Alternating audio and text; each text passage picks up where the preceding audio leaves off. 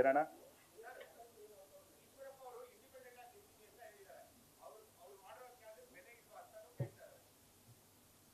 ಹಿರಿಯರು ಅವ್ರ ಜೊತೆ ಸಂಪರ್ಕದಲ್ಲಿದ್ದಾರೆ, ಎಲ್ಲ ಸರಿ ಹೋಗ್ತದೆ ಅನ್ನೋ ವಿಶ್ವಾಸ ನಮಗಿದೆ.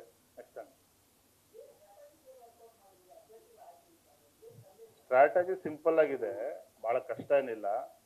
ಎಲ್ಲ 28 ಕ್ಷೇತ್ರಗಳನ್ನ ಗೆಲ್ಲಬೇಕು ಭಾರತೀಯ ಜನತಾ ಪಾರ್ಟಿ JDS ಅನ್ನೋದು ಮೊದಲನೇ ಸ್ಟ್ರಾಟಜಿ.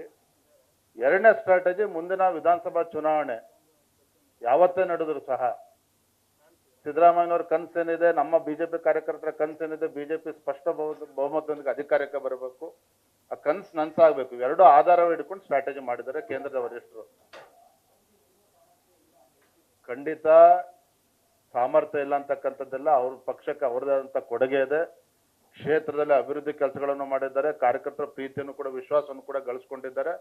ಆದರೆ ಕೆಲವು ಸಂದರ್ಭದಲ್ಲಿ ನಮ್ಮ ವರಿಷ್ಠರು ಕೆಲವು ತೀರ್ಮಾನವನ್ನ ಮಾಡ್ತಾರೆ. ಅದು ಯಾವಾಗ ಏನೇ ತೀರ್ಮಾನ ಮಾಡಿದ್ರು ಕೂಡ ಅದು ಪಕ್ಷದ ಹಿತದೃಷ್ಟಿಯಿಂದ ಇರ್ತದೆ.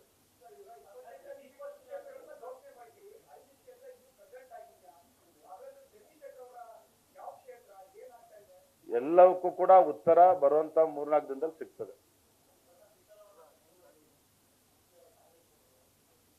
ಅದೇ ಉತ್ತರ ಬರುವಂತ 3-4 ದಿನದಲ್ಲಿ ನಿಮ್ಮ ಪ್ರಶ್ನೆ ಕೂಡ ಉತ್ತರ ಸಿಗ್ತದೆ.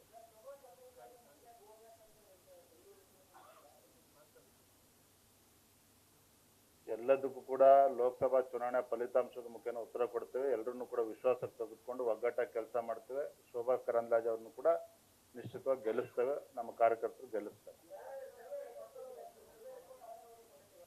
ಕಾರ್ಯಕರ್ತರ ಅಭಿಪ್ರಾಯಕ್ಕೂ ಕೂಡ ಮನ್ನಣೆ ಸಿಕ್ಕಿದೆ. ಕೆಲವು ಅಭ್ಯರ್ಥಿಗಳು ಘೋಷಣೆ ಆಗಿದೆ.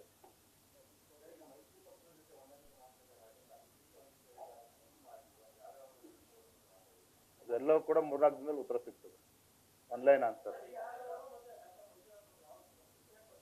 ಸೇರ್ಪಡೆ ಆಗಿದೆಪ್ಪ.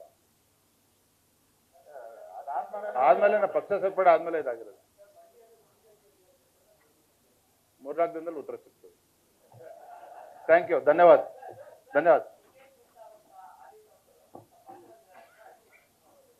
ಅಂತ ಕೆಟ್ಟ ಪರಿಸ್ಥಿತಿ ಕಾಂಗ್ರೆಸ್ ಪಕ್ಷಕ್ಕೆ ಬಂದಿದೆ.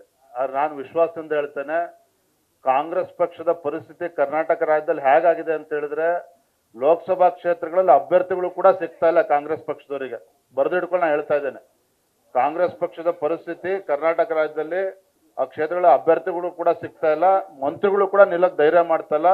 ದಯನೀಯ ಪರಿಸ್ಥಿತಿ ಕಾಂಗ್ರೆಸ್ ಪಕ್ಷಕ್ಕೆ ಸಿಕ್ಕಿದೆ, ಒದಗಿ ಬಂದಿದೆ. ಧನ್ಯವಾದ, ನಮಸ್ಕಾರ. ನ್ಯೂಸ್ ಫಸ್ಟ್, ನಿರ್ಭೀತಿಯಿಂದ ನಿಮ್ಮ ಪರವಾಗಿ.